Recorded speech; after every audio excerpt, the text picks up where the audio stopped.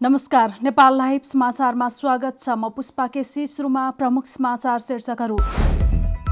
भारतले तत्काल खोप दिन नसक्ने भएपछि कोभिसिल्डको विकल्पमा अर्को खोप खोज्न नेपाललाई कोभ्याक्सको आग्रह। कोभ्याक्सले कोभिसिल्ड खोप उपलब्ध गराएका सबै देशहरूलाई नयाँ खोपको विकल्प माग।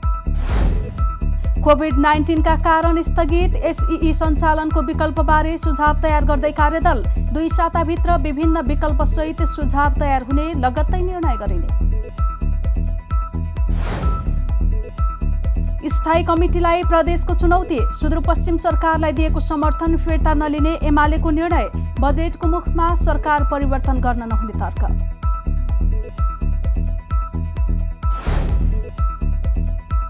चक्रवातका कारण भारत बंगलादेशमा ठूलो क्षति। 11 लाखभन्दा बढी मानिसको उद्धार। बुधबार साँझसम्म आँधीको वेग कमजोर हुँदै जाने भारतीय मौसम विज्ञान विभागको भनाई।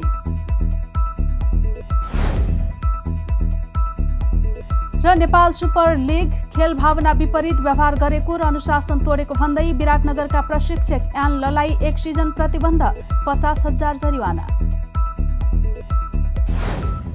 अब समाचार विस्तारमा। भारतको सेरम इन्स्टिच्युट अफ इन्डियाले तत्काल खोप दिन नसक्ने भएपछि कोभ्याक्सले नेपाललाई कोभिसिल्डको विकल्प माग गरेको छ। कोरोना विरुद्धको खोप कम विकसित, विकासशील, विकासोन्मुख देशहरूमा समेत समान वितरणका लागि बनेको ग्लोबल अलायन्स कोभ्याक्स फ्यासिलिटीले नेपालमा पहिलो चरणमा कोभिसिल्ड खोप 3,48,000 डोज उपलब्ध गराएको थियो।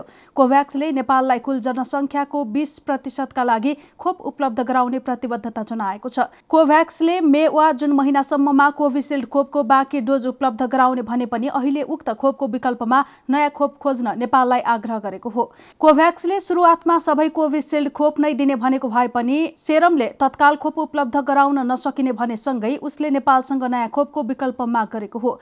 स्वास्थ्य सेवा विभाग अन्तर्गतको परिवार कल्याण महाशाखाका निर्देशक डाक्टर तारा पोखरेलले भने सेरमले तत्काल खोप दिन नसक्ने भएपछि कोभ्याक्सले त्यसको विकल्पमा कुन खोप नेपालका लागि उपयुक्त हुन्छ भनेर सोधेको छ। हाम्रो खोप सल्लाहकार समितिले त्यस विषयमा छलफल गरिरहेको छ, जुन 1 सम्म हामीले त्यसको जवाफ पठाउनेछौँ। कोभ्याक्सले नेपाललाई कोभिसिल्ड बाहेक कुन खोप उपयुक्त हुन्छ भनेर सोधेकाले त्यसबारे सरकारले निर्णय गर्ने उनले बताए। उनले कोभ्याक्सले कोभिसिल्ड खोप उपलब्ध गराएका सबै देशहरूलाई नयाँ खोपको विकल्प माग गरेको जानकारी दिए। नेपालमा औषधि व्यवस्था विभागले कोभिसिल्ड, कोभ्याक्सिन, स्पुतनिक भी र भेरोसेल खोपलाई आपतकालीन प्रयोगका लागि अनुमति दिएको छ। पछिल्लो 24 घण्टामा थप 145 जनाको कोरोना संक्रमणका कारण मृत्यु भएको छ। बुधबार स्वास्थ्य तथा जनसङ्ख्या मन्त्रालयका अनुसार यससँगै नेपालमा कोरोनाका कारण मृत्यु हुनेको संख्या 6,845 पुगेको छ।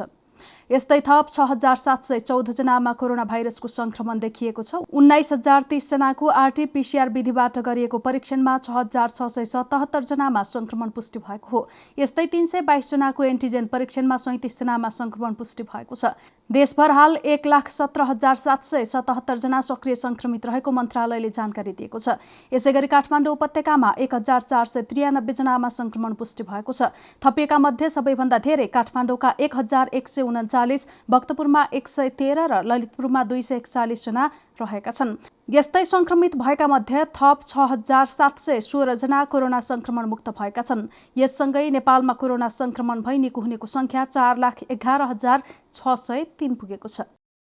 कोभिड-19 का कारण स्थगित माध्यमिक शिक्षा परीक्षा कक्षा 10 बारे कार्यदलले काम गरिरहेकाले 2 साताभित्र विभिन्न विकल्पसहित सुझाव तयार हुने भएको छ। शिक्षा विज्ञान तथा प्रविधि मन्त्रालयका प्रवक्ता दीपक शर्माले कोभिडको दोस्रो लहरको प्रभाव कहिलेसम्म रहन्छ भन्ने स्पष्ट नभएकाले नयाँ शैक्षिक सत्र र परीक्षाबारे निर्णयमा पुग्न समस्या भएको जनाउँदै एसईई बारे 1-2 हप्ताभित्र निर्णय गरिने बताए।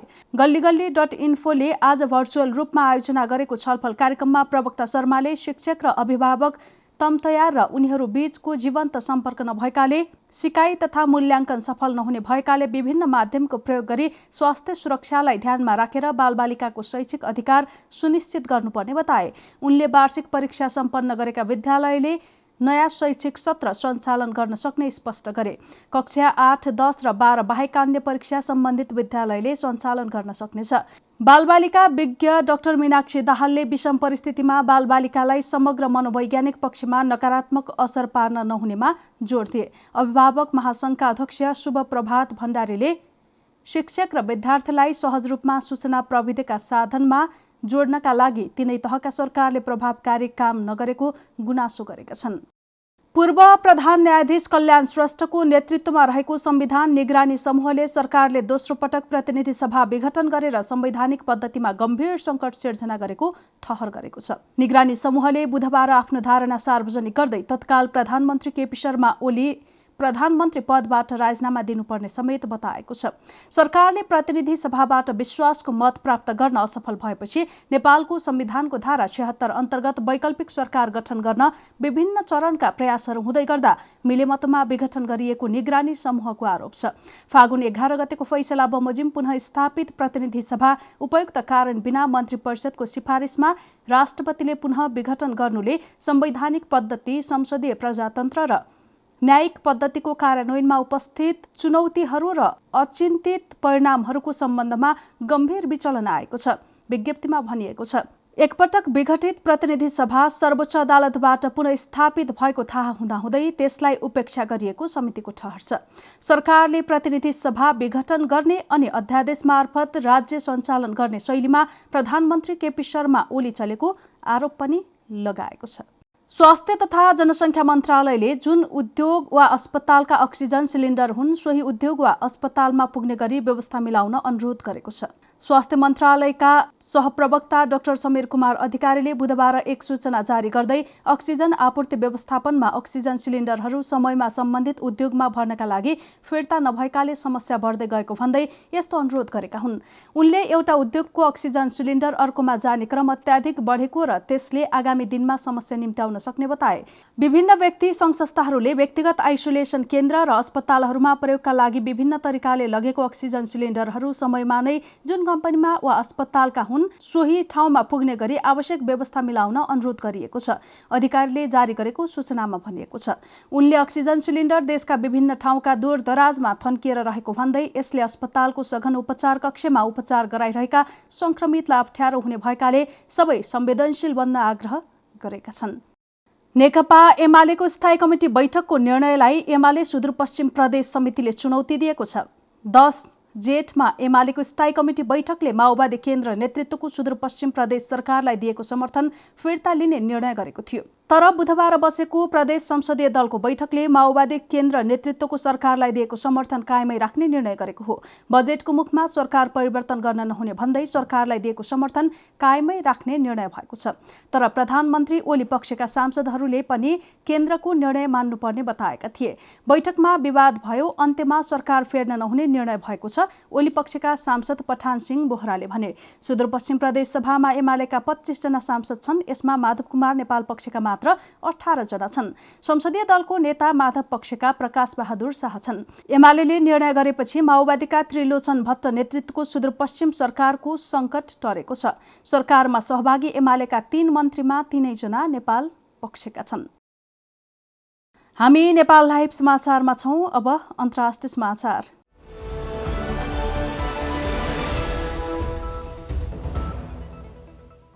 भारत र बंगलादेशमा भारी वर्षा सहितको चक्रवातका कारण लाखौं मानिस प्रभावित भएका छन्।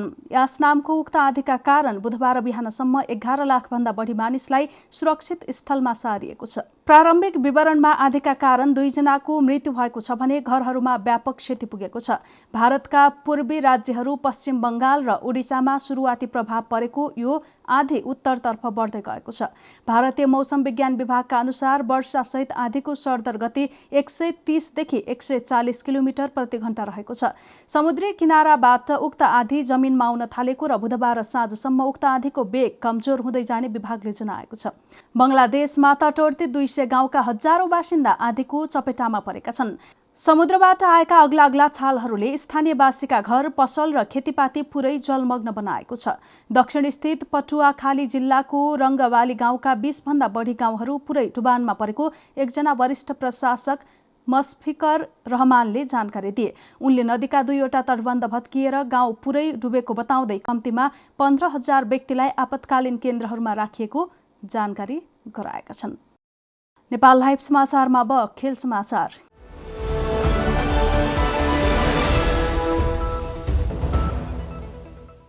खेल भावना विपरीत व्यवहार गरेको र अनुशासन तोडेको भन्दै विराटनगर सिटी एफसीका भारतीय प्रशिक्षक एन ल सहित 4 जना कारबाहीमा परेका छन्।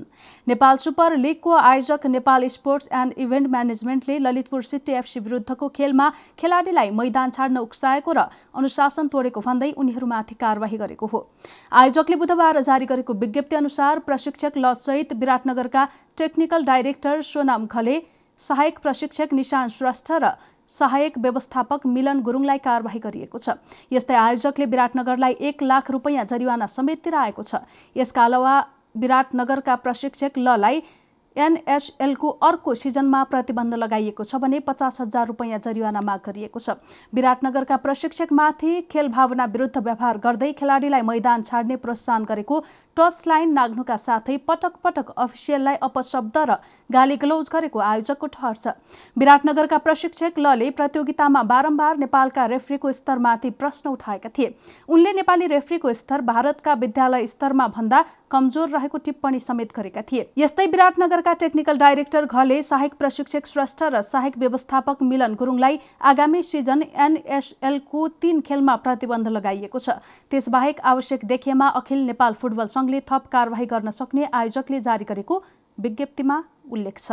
नेपाल लाइभ समाचार सकिएको छ। समाचारको अन्त्यमा प्रमुख समाचारका शीर्षकहरू फेरि एकपटक। भारतले तत्काल खोप दिन नसक्ने भएपछि कोभिसिल्डको विकल्पमा अर्को खोप खोज्न नेपाललाई कोभ्याक्सको आग्रह। कोभ्याक्सले कोभिसिल्ड खोप उपलब्ध गराएका सबै देशहरूलाई नयाँ खोपको विकल्प माग। कोभिड-19 का कारण स्थगित एसईई सञ्चालनको विकल्पबारे सुझाव तयार गर्दै कार्यदल। 2 साताभित्र विभिन्न विकल्पसहित सुझाव तयार हुने, लगत्तै निर्णय गरिने। स्थायी कमिटीलाई प्रदेशको चुनौती। सुदूरपश्चिम सरकारलाई दिएको समर्थन फिर्ता नलिने एमालेको निर्णय। बजेटको मुखमा सरकार परिवर्तन गर्न नहुने तर्क।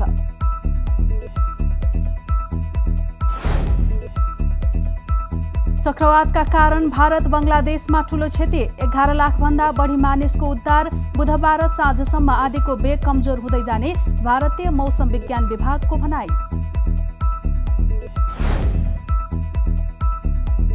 र नेपाल सुपर लिग खेल भावना विपरीत व्यवहार गरेको र अनुशासन तोडेको भन्दै विराटनगरका प्रशिक्षक एन ललाई 1 सिजन प्रतिबन्ध, 50,000 जरिवाना। नेपाल लाइभ समाचार आज यति नै। यसपछि नेपाल लाइभमा सर्टकट खबर हेर्न सक्नुहुनेछ। यस्तै हाम्रा अन्य कार्यक्रम नेपाल लाइभको Facebook page, YouTube channel, Twitter र हाम्रो वेबसाइट नेपाललाइभ.com मा पढ्न र हेर्न सक्नुहुनेछ। नमस्कार।